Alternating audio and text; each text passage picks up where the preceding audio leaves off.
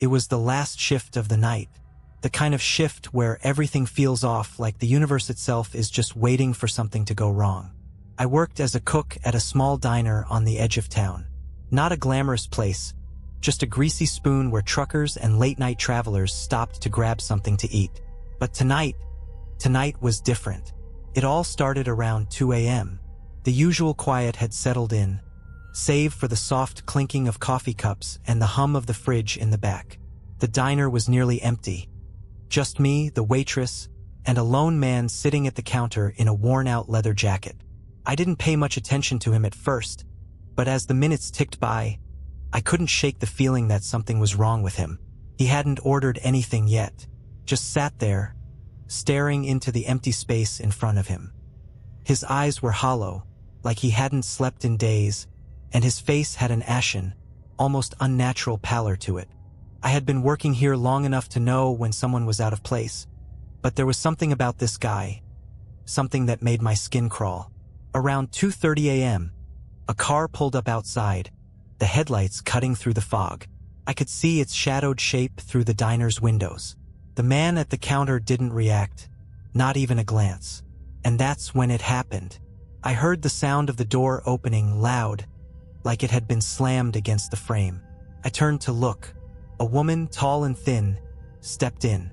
Her hair was dark, matted as if she hadn't combed it in days. But what caught my attention most was the blood. A deep red stain on the sleeve of her once white dress. She wasn't panicking. No screams, no calls for help. She just walked in like it was the most normal thing in the world, with the faintest smile on her face. The waitress, Carol, didn't seem to notice. She just moved toward the woman with that practiced smile she gave everyone. But I couldn't look away from her. Not because of the blood, not at first, but because of the way she was walking, like she was being dragged by something unseen, her feet barely touching the floor. I don't know why I did it, but I felt this urge to go to the back of the diner, to get away from the unsettling presence that seemed to be creeping in. I moved slowly, trying not to make a sound. As I reached the kitchen door, I froze. The sound of footsteps followed me, slow and deliberate, just behind me. I turned. No one was there, but the hairs on my neck stood up, and that was when I realized. The man at the counter was gone. ***, I couldn't make sense of it. The diner had this low buzz, like an electric current running through the air. Everything felt off. I stood there for a moment, the knife I had been holding in my hand suddenly feeling heavier than usual. My mind was racing. Where the hell had the guy gone? The man who had been sitting at the counter, staring into nothingness just moments ago.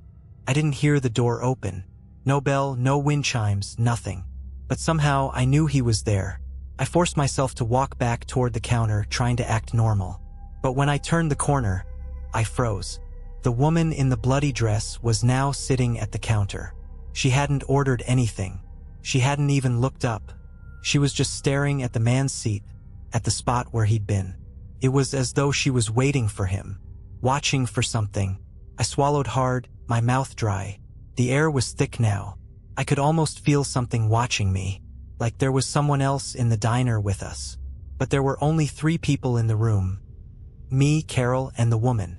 I glanced around, trying to distract myself from the unsettling feeling crawling down my spine.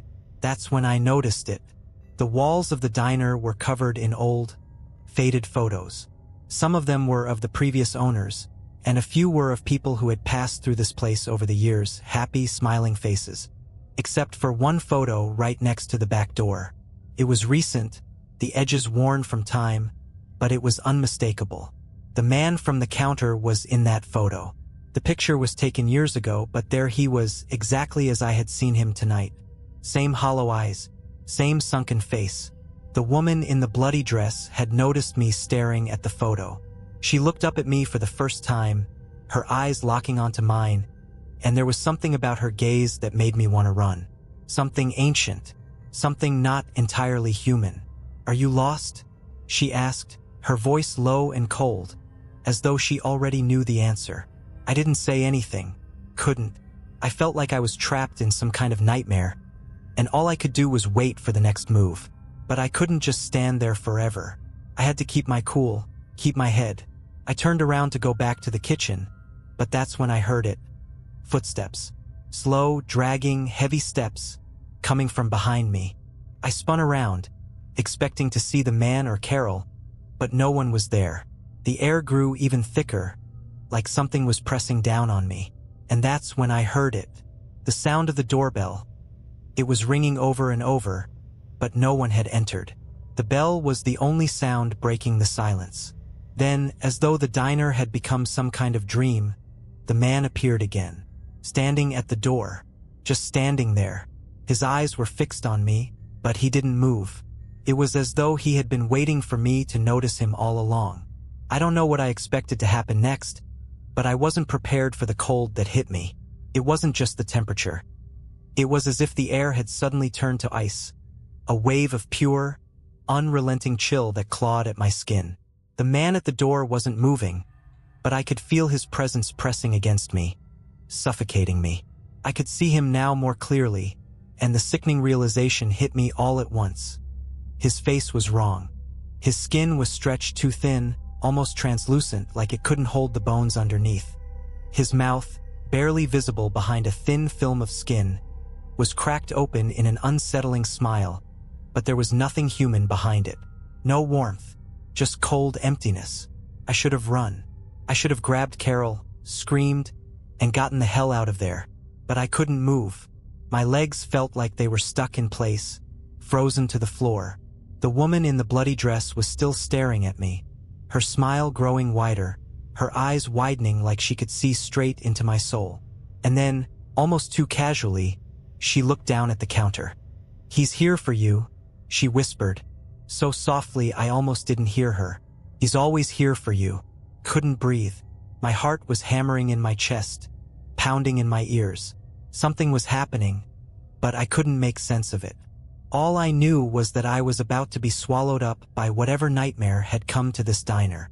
I turned back to the man at the door. His eyes locked on mine again.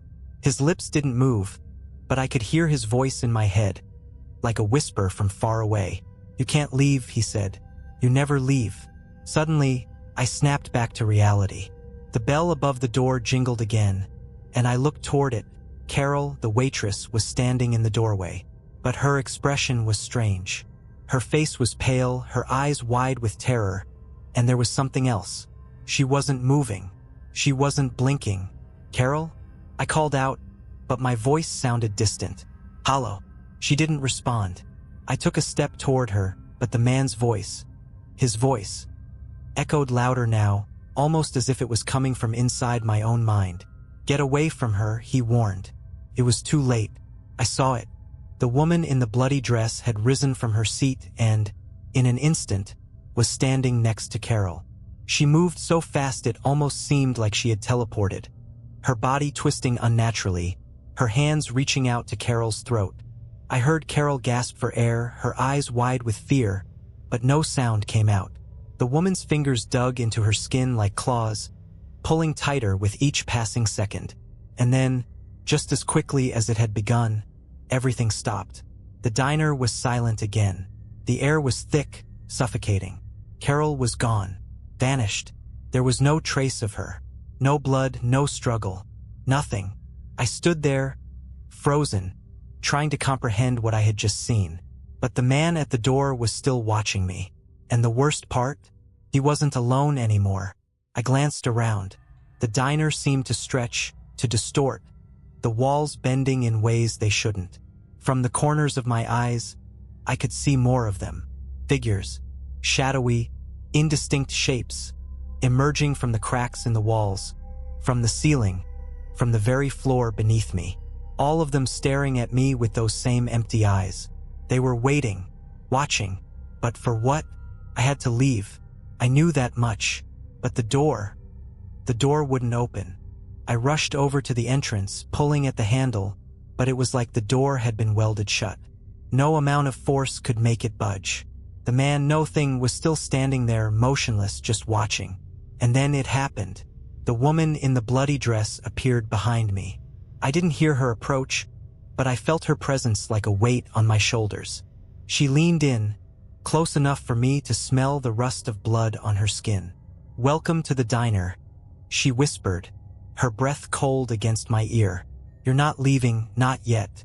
I stumbled backward, my heart pounding in my throat. I don't know what was worse, the woman's chilling breath on my neck, or the realization that I was completely trapped. The diner, once a familiar place, now felt like a twisted labyrinth, a place that had turned into something else entirely. Every corner seemed to be closing in on me, the walls pressing in, the air thick with the stench of decay. I turned, desperate to find some kind of escape, but every movement was sluggish. It was as if I was moving through molasses. The shadows in the corners of the diner grew longer, and I could hear faint whispers, voices overlapping, too many voices, all muttering in some language I couldn't understand. The man at the door, he wasn't a man anymore. Not really. His form had shifted, like the flesh was warping, stretching in unnatural ways. His face melted into something more monstrous, a twisted parody of what a human should be. And the worst part? His eyes were still fixed on me. Those empty, endless eyes that seemed to pierce right through me. "Please," I begged, my voice cracking, but there was no one to answer. The woman had already disappeared again. She was somewhere in the shadows, just out of sight, but I could feel her watching me, waiting for the right moment to strike. I didn't know what to do. I had to move, had to do something, but I couldn't think straight anymore. My mind was spinning. The diner, the people, they all felt like they were slipping away from me, like I was fading into their world, their nightmare. Then the doorbell rang again. I froze. No one had come in. The bell just kept ringing, that horrible sound piercing the silence. It was maddening. What was causing it? I turned slowly, my eyes scanning the diner. And there, at the far corner, standing by the window, was Carol. Not the Carol I knew. No, this wasn't her. Couldn't be. Her body was twisted, bent in a way that wasn't natural. Her head cocked to one side, staring at me with empty, hollow eyes. Her mouth was moving, but no words came out. Just a soft, rattling noise, like someone trying to speak underwater. She was dead, I realized, but she was standing. She was here. And then I saw it. The man. No, the thing that had been at the door had appeared next to her, standing tall with his grotesque face now inches away from hers. His mouth stretched impossibly wide into a grin that could have split his skull open. He was talking to her in that same voice that had been in my head. And this time I could hear it clearly. "You belong to us now. All of you." The words hung in the air like a curse. A cold shiver ran through me, and I felt it, the realization that I wasn't going to walk out of here. Not alive. They were all around me now, closing in. The walls seemed to be shifting, bending. The diner was becoming something else. A nightmare stitched together from shadows and broken memories. I turned toward the back exit, praying it would open. But as I reached the door, I felt it. A hand on my shoulder. It was cold, like the touch of a corpse, but it didn't feel like it was coming from behind me. It felt like it was coming from within me. My body jerked. I screamed, but the sound caught in my throat. Couldn't breathe. The shadows had me now, pulling me down into the floor. It felt like I was sinking into the very foundation of the diner, down into something dark and endless. I tried to fight, to scream, but my voice was drowned out by the whispers. The voices were growing louder, rushing through me, like a flood. They were saying my name over and over, but not like you'd expect. It wasn't a voice of panic or fear. It was the sound of acceptance. And that's when I knew. This wasn't just a nightmare. This was my reality now. I felt myself slipping, but just before I was consumed entirely, I heard the final whisper in my ear, soft and clear. "Welcome to the diner. You'll never leave." Everything went black. For a moment, I thought I was dead. The silence was deafening, and the darkness felt endless, like I was submerged in some deep, cold void. But then, a flicker, a tiny spark of light. I blinked, and it was there again, just a faint glimmer in the distance. It wasn't much, but it was enough to make me think I wasn't entirely gone. I wasn't sure how long I'd been lost in the dark, but it felt like years. My mind was clouded, my thoughts scattered, like I was trapped between two worlds. Then I felt it. The floor beneath me shifted. No, not the floor. It was like I was floating or falling, but without moving. I reached out, my fingers grazing something cold and smooth. The light was closer now, blindingly bright, and I could see shadows moving inside it, shapes, silhouettes that didn't belong in this world. I tried to scream again, but my throat was dry. No sound came out. The light surged toward me, enveloping me, and suddenly, I was pulled forward, out of the darkness, into the diner once again. But it wasn't the same. The diner was wrong. I looked around. The once familiar booths, the greasy counter, the flickering neon sign. It was all distorted, like a twisted reflection in a broken mirror. The walls seemed to breathe, expanding and contracting with each passing moment, and the floor was wet, sticky with something that wasn't water. My heart thudded painfully in my chest as I stood up, my legs weak and unsteady beneath me. And then I saw them, the man, the woman in the bloody dress. They were standing in the middle of the diner now, their eyes locked on me with that same relentless gaze. But this time there were more of them, dozens of figures, their shapes flickering in and out of existence. The air was thick with their presence, their eyes glowing with a malevolent hunger. "You're home now," the woman whispered, her voice distant and hollow, but it felt like it was inside my mind. It wasn't her voice, it was theirs. All of them. The shadows, the whispers, the things that haunted this place. "You will never leave just like the others." I backed up, my breath ragged, as I realized what she meant. The diner had been a prison all along, and now I was one of them, one of the lost souls who wandered this cursed place. I wasn't the first, and I wouldn't be the last. The man, the thing at the door stepped forward. His form was so distorted now it was barely recognizable as human. His skin hung in tatters, and his eyes were wide, bulging with an unnatural hunger. He stretched out his hand, and the shadows around him moved like tendrils, wrapping around my legs, pulling me closer. I tried to scream, but nothing came out. I was choking on the thick, suffocating air. Then I heard the familiar voice again, the one that had been in my head from the start. "You never leave, not really. You belong here with us." I could feel the walls closing in again, the space around me shrinking. The diner was no longer just a place, it was alive, alive with something ancient, something hungry. It was feeding off us, feeding off me. I tried to fight, tried to push away from the floor, but my limbs felt heavy, like they weren't my own. The shadows wrapped tighter, pulling me down, into the cold, wet floor. I fought, but the more I struggled, the deeper I sank. And then I understood. The diner wasn't just a building. It was a trap, a place designed to capture souls, to keep them forever, a place that fed on them. And as I sank deeper into the darkness, I knew that no matter how much I fought, I would never escape. Not alive, not real. I felt my consciousness slipping away, my body dissolving into the shadows. The last thing I saw was the man, standing by the door, his grotesque grin stretching wider than I thought possible. He was waiting for the next soul to arrive, waiting for the next person to walk in. And as the world around me faded, I heard his voice one last time. "You will never leave. Welcome to the diner." I don't know how much time passed after that, or if time even exists in this place anymore. The darkness has swallowed everything, and I'm not sure what's real anymore. But I'll tell you this. If you ever find yourself driving down an empty highway in the dead of night, passing by a diner that seems a little too quiet, a little too old, don't stop. Don't ever stop. I can feel the others now, the ones who came before me. I hear their whispers in the shadows, their voices mingling with mine.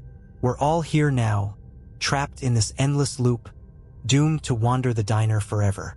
Their faces blur, but their eyes are always watching. I've tried everything. I've tried to scream, tried to fight, tried to escape, but there's nothing left to fight against. The diner has become a part of me, The walls have closed in, but not just around me, around everyone. I see the faces of the ones who arrived before me. Some look just like I did, fresh and alive, but others, well, they've been here for longer. Their bodies are twisted, their minds shattered, but they are all here. Their souls are bound to this place, like mine.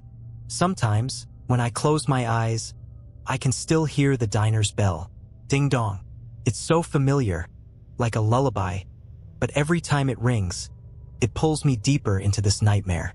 Each time the bell rings, it calls someone new, someone to add to the collection. I can feel it now, the cold creeping up my spine, like something reaching out to touch me from the darkness. Every night I relive it. The moment I walked in, the moment I should have turned around. But it's too late for me now. And it's too late for anyone else who walks in. Because if you walk into that diner, you'll never leave. Not in the way you think. You'll join the others, become one of the shadows, a face in a picture, a voice in the whispers. You'll never be seen again, not by anyone who can escape. The thing is, you never really know you're trapped until it's too late. And when the diner takes you, it doesn't let go. So don't stop. Trust me on this.